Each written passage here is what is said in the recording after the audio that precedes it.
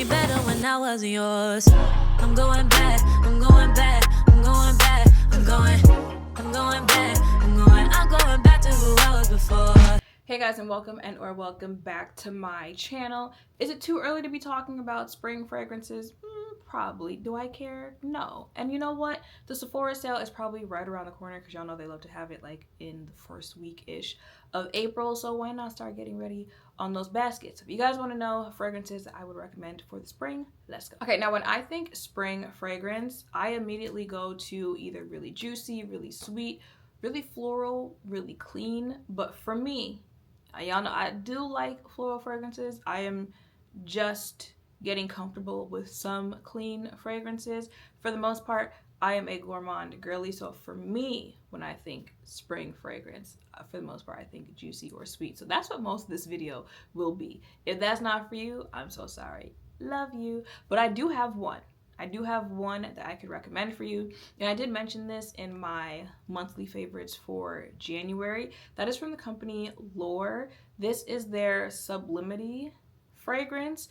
I took this with me to St. Martin. This is my travel fragrance. You can see about how much is left. That was the last time that I used it, but it was worth it. It got compliments while I was there, and this is a clean fragrance. Funny enough, when I told my friends to smell it, they were like, I kind of still smell a little sweetness in there, but for me, like, I don't get sweet from this. I get straight up clean. You smell like fresh laundry after you spray this on. And some people be like, why would I want to smell like laundry? But I don't know about you, certain smells, it's like, I like that. I like the smell of clean laundry. And also, like, clean laundry, the smell would give that you are also clean. Now, don't go put it on if you're not clean and think that it's going to do most of the work for you, but it'll help in addition to it. You'll be, people like, is that you? You smell fresh. You smell clean. Okay, next up, I did also mention this in my January favorites. It is from Mugler. This is their Alien, what do you call it? Alien something, but this is the one that has the berry in it. This is literally the embodiment of a spring fragrance. This is what like Juicy Couture be trying to do. Also, I realized this mixed with this and one of the other ones, that is what I'm going to smell like this spring. Okay, if you see me outside, expect me to smell like that. But this is literally like the perfect spring fragrance. Yes, you can do this during the summer and other seasons as well, but like, think of flowers blooming outside. And like I said, this is what Juicy Couture be thinking it's doing with those fragrances, but this is a juicy, sweet, but grown fragrance. There is a little floral mixed in there, so it's probably that as well. But the key word is grown on this one, but still having that, you know, girly, feminine, sweet berry scent to it. And it mixes well with so many fragrances, more so ones that are also similar, juicy, sweet, but it also mixes with clean and floral fragrances as well. This, I know I'm gonna wear this out. I would have already started on this one, but we, you know, still in winter and whatnot, but it's definitely gotten some play already. And every time I smell it, people are like, what is that? I'll be telling y'all the ones where people are gonna be like, what is that? The ones that get you the compliments. Speaking of the ones that get you the compliments, we go together real bad. When I tell you this is a repurchase for the rest of my life, I don't care how many bottles of this I have to go through. Moschino Toy 2, I'm telling you, this is a head turner. It's going to get you compliments. It's going to get you questions on what are you wearing. Men, women, older, same age, younger, attention getter. I don't know what it is about this. Well, I know what it is that it smells. I already have too many fragrances on me. That's why I didn't put it on. Now, I also have the pink one from them. The pink one smells straight up like bubblegum. That could also be a cute spring fragrance. But I think what makes this one different, even though it does kind of still have a little bit of that bubblegum scent to it, is that this also has a little bit more of a floral, kind of clean scent mixed in there. And again, that's what makes it grown. you know, when people start hearing it smells juicy, smells like bubblegum, smells like candy apple, they start thinking like juvenile, you know, childish type scent. And I can see why someone does not want to smell that way. So fragrances like these are where it has a kind of mixture in it, where the other elements make it grown. If you are grown, go ahead and get those, because you can still have a little fun, but be feminine, be clean, be floral, be all of that. Okay, up next, this is from YSL. This is Libre. What are you? It's the one that has the like citrusy version of it. I love Original Libre Intense. That is a unisex fragrance right there. Gonna smell amazing on whoever it is, well, depending on your body chemistry. I like the Original Libre. They had the Libre, I don't remember exactly what that one was called, but it was the one like the metallic-y bottle. And then they have this one. So this is the like sweetest version of Libre, but I would not say this is a sweet fragrance. The citrus in there kind of adds a little you know, juiciness to the scent of it, but this is I would not say like, oh, this is a sweet, juicy fragrance. Does that make sense? If you've smelled Libre and you smelled the other ones, you smelled Intense, you smelled that one, like, you'll get what I'm saying when I say like, this is the sweet version out of the line, but it itself is not a like juicy. It's not Eden from Kayali. But again, and I'm starting to notice a theme here. I was going to say, this is grown.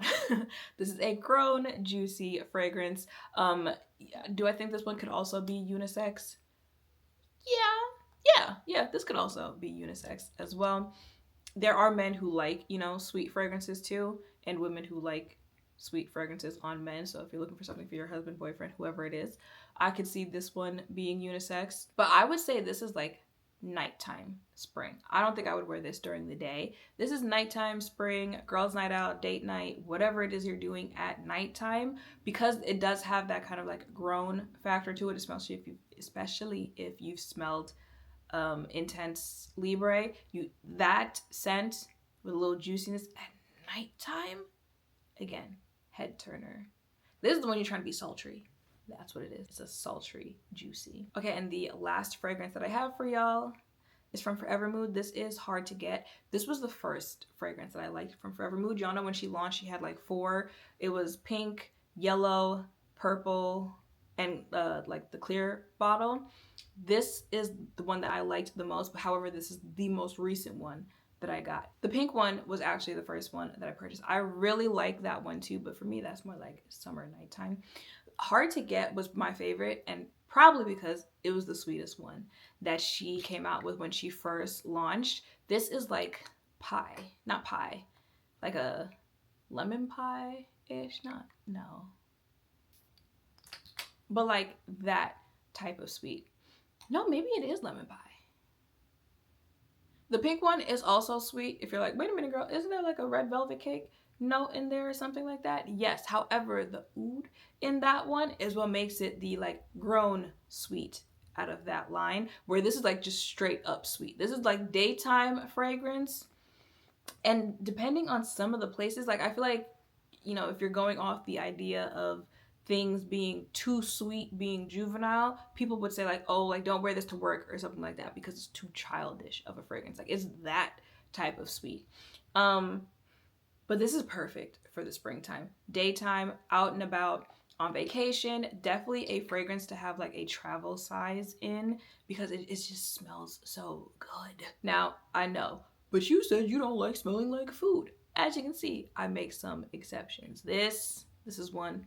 Lemon cake, I'll make an exception on this one. The juicy apple, I'll make an exception on those two. But you see, I have some reservations. I say there are certain times of the day where I wouldn't wear it, certain places I probably wouldn't wear it to. You know, if going for a morning walk, go ahead, throw this on.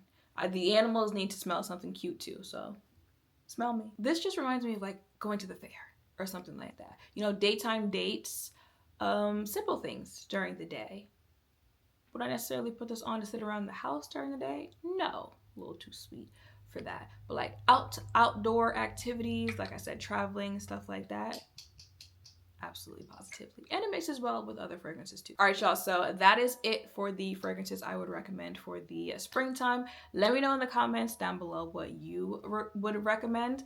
Like I said, I am slowly getting into clean fragrances. I feel like I've took it up a notch when it comes to floral fragrances. I don't necessarily, even though I know springtime is like the perfect time to start breaking out your floral fragrances, I can't think of any right now where I'm like, oh, absolutely positively, you're gonna see this on me this spring. If anything, it's the gourmand fragrances that have like a little more emphasis on floral notes in them that I'll be breaking out, but I can't think of any like straight up florals that I have where I'm like, I really want to wear this spring. But things could change. So let me know in the comments down below. Make sure to thumbs up, comment, subscribe, turn on your notification bells down below. Thank you all for watching. I'll see you in the next one. Bye.